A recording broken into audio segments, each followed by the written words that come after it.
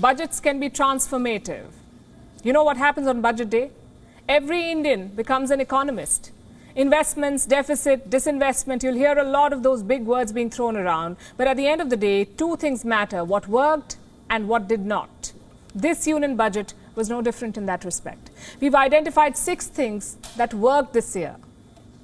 Number 1 is the focus on new sectors. Mental health, gaming, animation. Usually these things never make it to the budget. This year they did. India is setting up a special task force to harness gaming and animation. How to build domestic capacity. What does the market need? This task force will discuss all of that. Not only is this a new money-spinning sector, it is also something that the youth understand, something they're good at. Number 2, the green push. Around 19,500 crores have been allocated for making solar modules, not directly, but as incentives. The government has also announced a green bond and a national battery swapping scheme. It's like a green pivot in the budget. India wants to be carbon neutral by 2070, and for that, the budget must reflect green ambitions. Number 3, self-sufficiency in defense. Again, very important. Until now, India has been a buyer in the defense market. Self-sufficiency is the first step towards becoming a seller.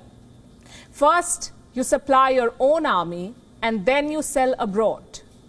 By doing this, India can save money and gain strategic edge. Number 4, a neighborhood outreach. We rarely talk about this aspect of the budget. Overall, the Indian Foreign Ministry has been given 17,000 crore rupees. Out of this, aid is dispersed to multiple countries. 2,200 crores for Bhutan, 200 crores for Afghanistan, 300 for Bangladesh, 750 for Nepal, 360 for the Maldives, and 600 crores for Myanmar.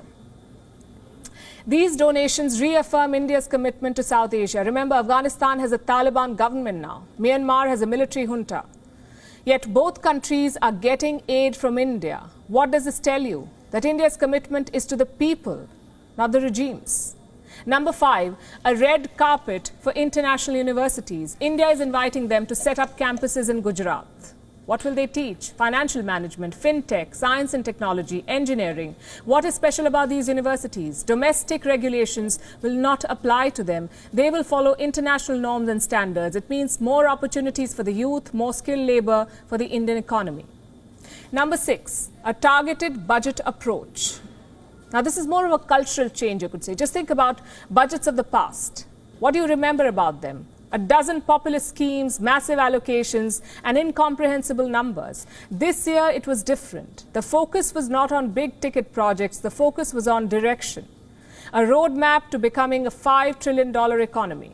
In the past, that was not the case. We considered the budget to be a financial silver bullet, announce projects, allocate money, and implement them for the rest of the year.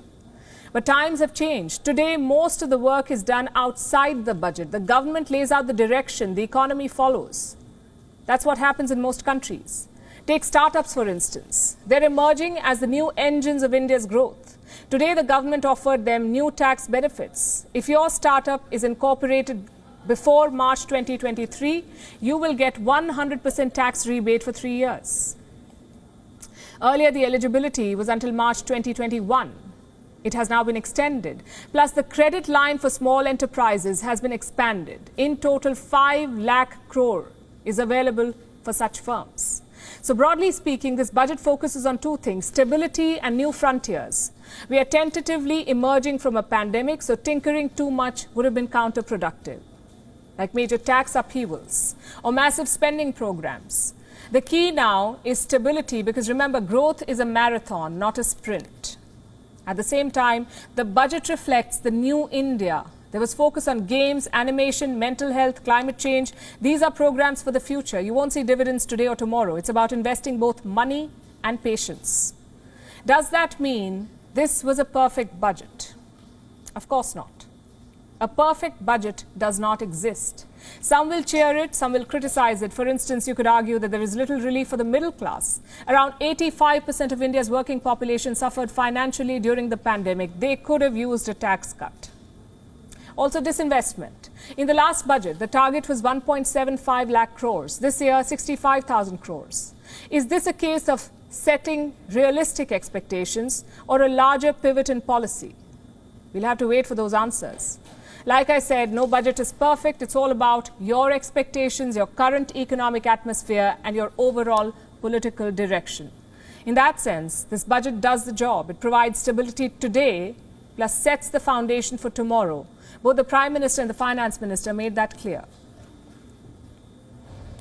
ये budget more infrastructure, more investment, more growth और more jobs की नई संभावनाओं से भरा हुआ है।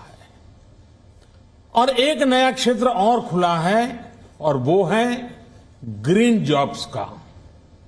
ये बजट तत्कालीन आवश्यकताओं का भी समाधान करता है और देश के युवाओं के उज्जवल भविष्य को भी सुनिश्चित करता है। This year marks the 75th year of India's independence. The budget is a blueprint for the next 25 years. What India will look like at 100 years of independence. It's a delicate balance. Whether it will work or not, only time, as they say, will tell. WION is now available in your country. Download the app now and get all the news on the move.